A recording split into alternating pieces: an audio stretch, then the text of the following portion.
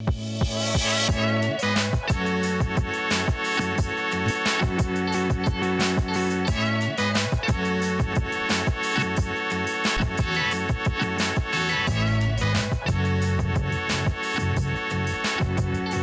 tout le monde, aujourd'hui regardez derrière moi, ça faisait tellement longtemps qu'on l'attendait, elle a été annoncée, présentée, avant-première, etc., etc., etc. Et enfin aujourd'hui, on en prend le volant, c'est quoi? Elle est là, c'est la Renault 5 dans sa version évidemment e-tech tout électrique avec le moteur de 150 chevaux en finition techno. Et la vraie question ce sera quoi? C'est est-ce bien une voiture verte? Allez, je vous réponds bientôt.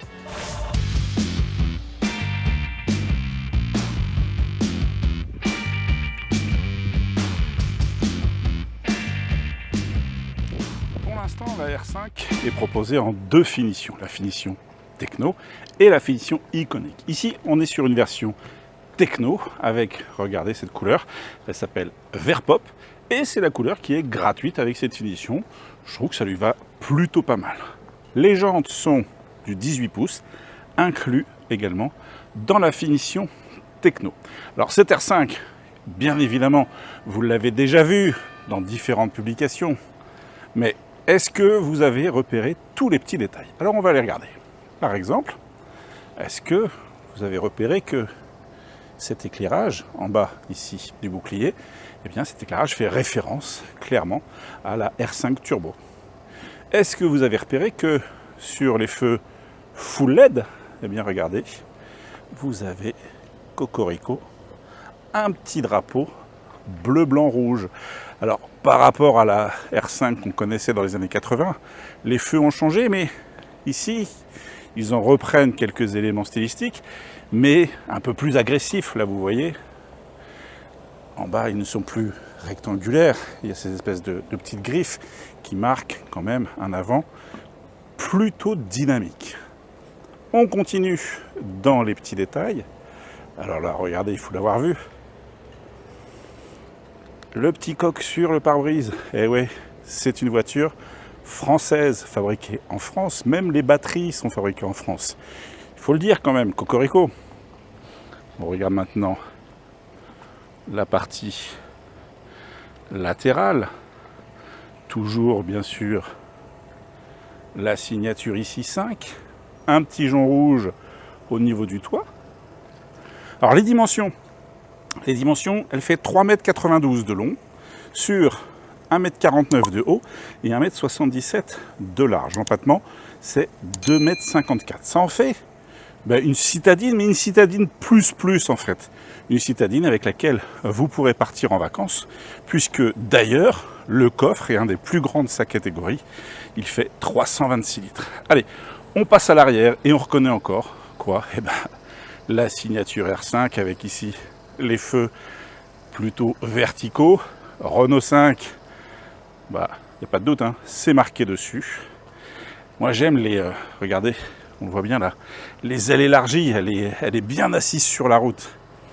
Sans forcément prendre en référence la R5 des années 80, cette Renault 5 2024, elle a quand même une sacrée belle personnalité. On est forcément un peu tous nostalgiques, évidemment, de la R5, mais celle-ci, d'ailleurs, elle me fait penser plus à la Super 5 des années 90, avec ses formes rectangulaires, mais il y a quand même des sacrés clins d'œil. Venez, je vous montre un truc. Sur la R5, à cet endroit-là, il y avait une grille d'aération. Eh bien, ils l'ont conservé pour le côté clin d'œil, mais pas que. Si vous voyez, il y a un 5 ici. Il est lumineux, et en fait, c'est l'indicateur de charge de batterie.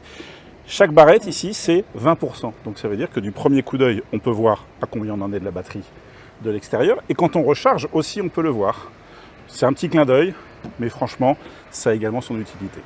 Il faut bien parler un petit peu de technologie. Et cette R5, elle a été développée sur une toute nouvelle plateforme qui s'appelle la plateforme Ampère. Alors elle est toute nouvelle, elle a déjà été utilisée par exemple sur Mégane, mais là c'est la plateforme Ampère Small, small comme petit. Et elle a l'avantage cette plateforme d'avoir un centre de gravité hyper bas, ce qui profite aux sensations de conduite et d'avoir également l'avantage d'être assez légère. C'est pour ça que la R5 passe sous la barre des 1500 kg. Ça, c'est plutôt intéressant aussi. Alors, pour vous donner quelques chiffres, la batterie ici, c'est la batterie version maximum, la batterie de 52 kWh qui va vous donner, alors en WLTP 410 km, mais ça on verra plus lors de la conduite combien réellement elle consomme. C'est ce qu'on appelle la batterie confort, et oui, parce que c'est celle qui a la plus grande autonomie. À partir du mois de novembre, normalement, ou 2025, va apparaître un deuxième niveau de batterie, ce qu'on appelle les batteries de niveau urbaine de 40 kWh, qui auront là l'avantage d'être beaucoup moins chères. Et donc on aura des R5 à ce moment-là qui démarreront juste sous la barre des 25 000 €, sans compter le bonus. Donc là, elle sera vraiment bien placée. Revenons à cette batterie technologie 400 volts, qui va accepter des charges jusqu'à 100 kW, puisqu'on peut la charger soit en courant alternatif 11 kW avec donc 4h30 de recharge pour arriver de 10% à 100%, ou le courant continu qui va permettre en 30 minutes de passer de 15 à 80% de batterie.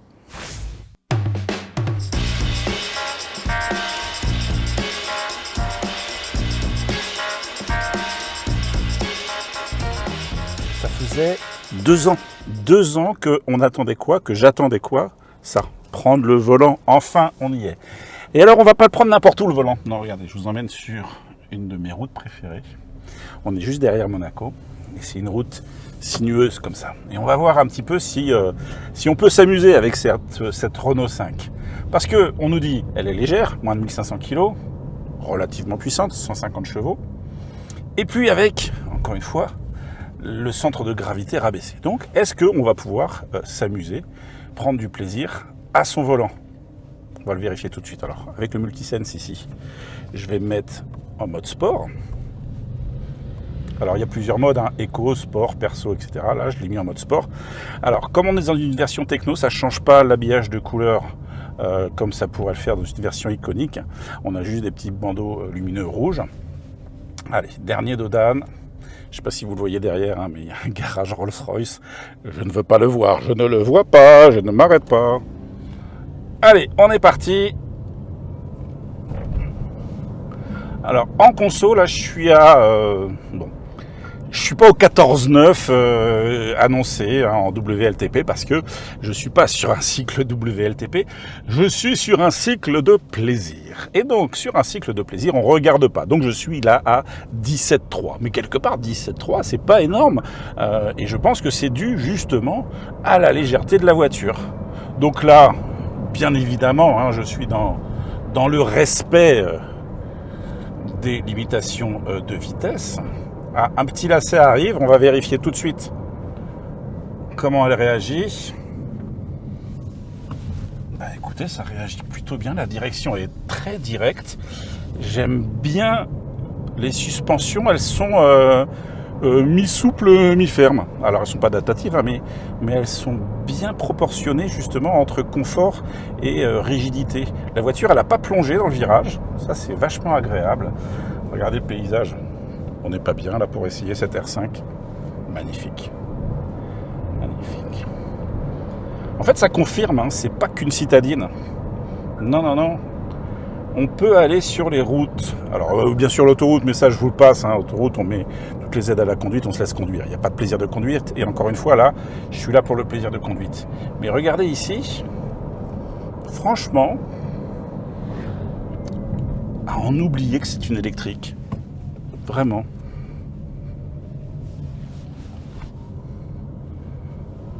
Et accélération franche. Alors, c'est pas un monstre de guerre, hein, 8 secondes de 0 à 100. Mais franchement, pour ce gabarit,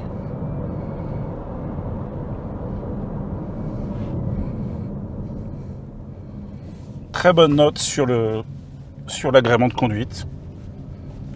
Je valide. Et vous? Vous validez?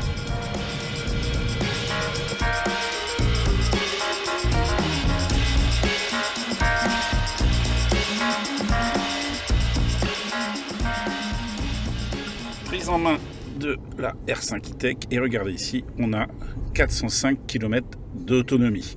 Alors ça, c'est ce que donne à peu près la norme WLTP puisqu'on est à 410. Et ben, on va voir si on tient la norme. Cette plateforme Ampere Small, elle est vraiment bien faite parce que, encore une fois, le centre de gravité est bas, mais je trouve que la répartition des masses est très très bonne, même si on n'a qu'un seul moteur. En fait, quand on accélère, vous voyez, la voiture cabre pas comme une dingue, et quand on freine, ben, on n'est pas non plus propulsé vers l'avant. C'est vraiment un très bon équilibre sur ce châssis. Il faut se dire qu'aussi derrière on a un châssis à suspension multibras comme sur une voiture typée un peu plus dynamique et on le sent vraiment à la conduite, hein. C'est vraiment agréable, très bon travail.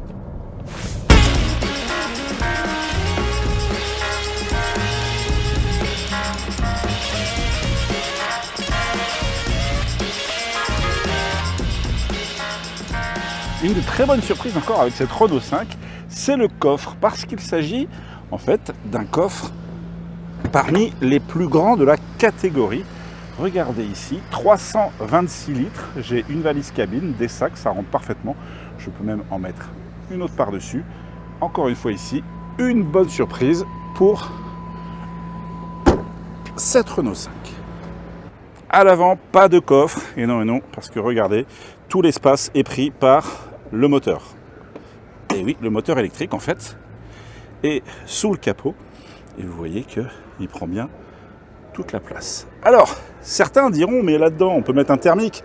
Ben non, on a posé la question à Renault, hein, on ne peut pas mettre de thermique. Pourquoi ? Parce qu'en fait il n'y a pas de place et le châssis n'est pas prévu pour. Si ils avaient voulu mettre un thermique, en fait ils auraient fait une face avant 10 cm plus long. Là il manque 10 cm pour mettre un thermique. Bon ben voilà, on se contentera de l'électrique et c'est déjà très très bien. Allez, bienvenue à bord de la R5.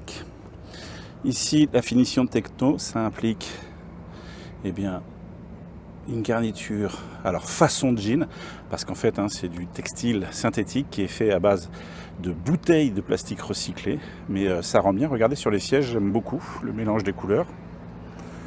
Là on le voit bien. Alors l'intérieur c'est pareil, hein, il est plein de clins d'œil.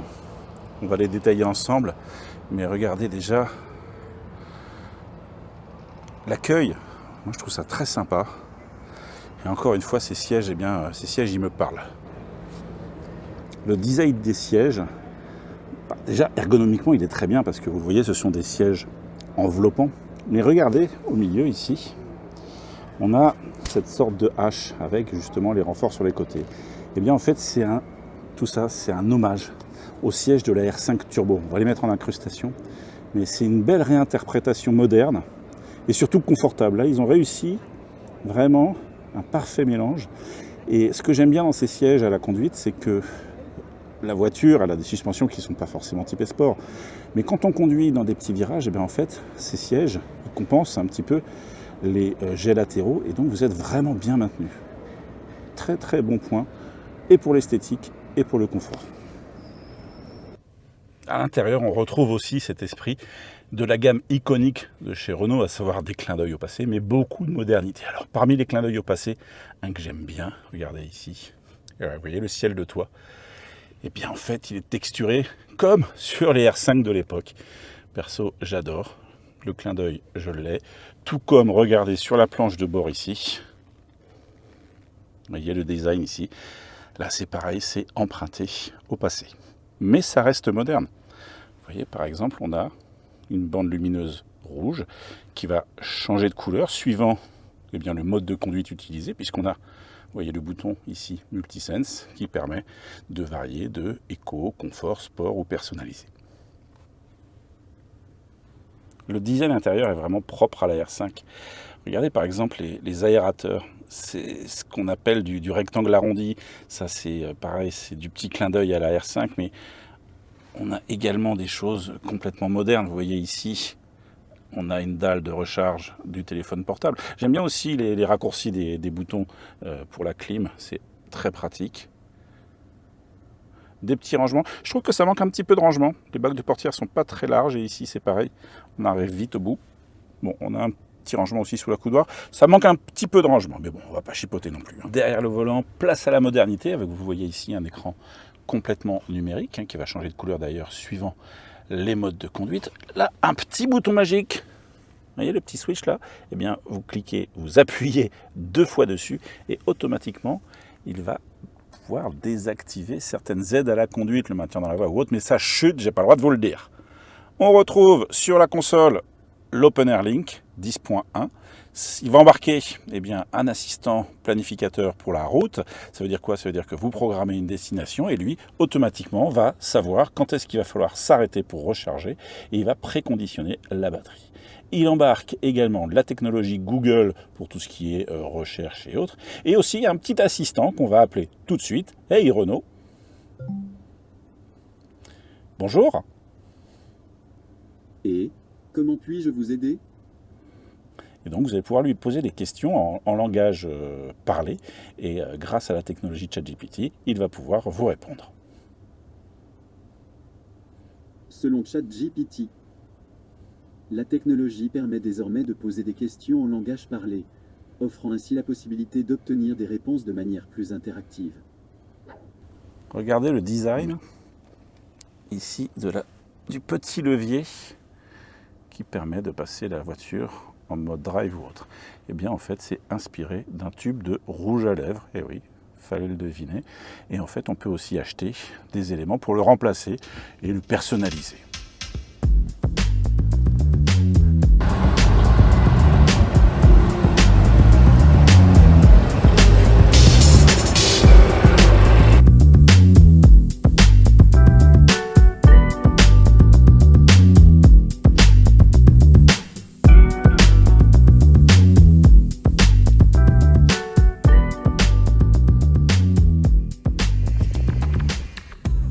Dernier point conso, c'est la fin de l'essai. La voiture a été donnée pour 14,9 en WLTP. En fait, on n'est pas loin. Alors hier, on s'est amusé sur les petites routes, on était à 17.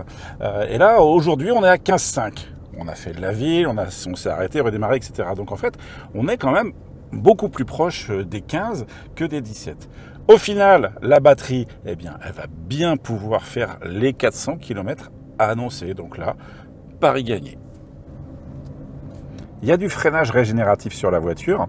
En fait, il n'y a que 2 positions. La position drive et vous le voyez ici, la position B, comme brake, frein. Et donc en position B, lorsque je lâche la pédale d'accélérateur, vous voyez, la voiture, en fait, elle a un frein moteur. C'est pas paramétrable, il n'y a pas de palette au volant, mais Renault nous a annoncé qu'ils y travaillaient.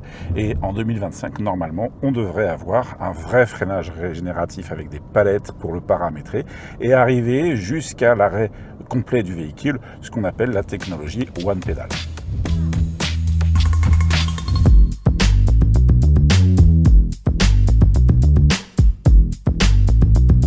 Cette R5, c'est un vrai challenge pour Renault. Pourquoi? Parce que forcément, ceux qui ont connu la génération R5 des années 70-80, ils sont séduits, elle a tous les clins d'œil. Mais qu'en est-il des nouvelles générations? Ceux qui n'ont pas connu cette R5 et du coup ceux qui ont un affect un peu moins puissant pour cette voiture. Eh bien, après l'avoir essayé ici dans la région de Nice, je peux vous dire que tout le monde l'adore. Les jeunes, les moins jeunes, et même moi je l'adore en fait. Parce que cette R5, elle coche pour moi toutes les cases. Elle est facile à conduire, elle est confortable, elle est jolie. Bref, j'adore cette voiture. C'est pas souvent que je dis ça. Vous voyez, on a qu'à la poser quelque part et forcément, il y a du monde qui va la regarder. Même les tarifs me séduisent. Alors là, on est sur la présentation des versions les plus haut de gamme. La Iconic, la Techno, avec des tarifs entre 33 000 35 000 euros sans les options et sans le bonus. Mais Renault va développer des versions moins chères. Ça va arriver entre la fin de l'année et le milieu 2025. On aura même une version 5 avec la petite batterie à moins de 25 000 euros, encore une fois, sans le bonus. Et là, je pense qu'on aura quelque chose de très très compétitif. En tout cas, j'attends vos retours sur cette petite pomme verte. Est-ce que vous avez aimé la couleur? Il y en a qui me diront « Oh non, non, moi je la veux noire ». Moi je trouve que les couleurs qui pètent, vous le savez peut-être, c'est ce qui va le mieux, mais sans parler franchement de la couleur, est-ce que vous validez cette Renault 5? On a fait un petit sondage sur la chaîne, j'ai déjà la réponse, vous êtes 80% à la valider. Oui, c'est une électrique, je vous entends déjà, mais ça lui va tellement bien. Et franchement, essayez-la à son volant. On en oublie même que c'est une électrique. Validé à 100%. Allez, on se retrouve bientôt les amis pour des nouvelles aventures. Vous n'oubliez pas, parce que ça fait toujours plaisir, le pouce, la cloche. Et puis suivez nos aventures, on se retrouve bientôt. Ciao!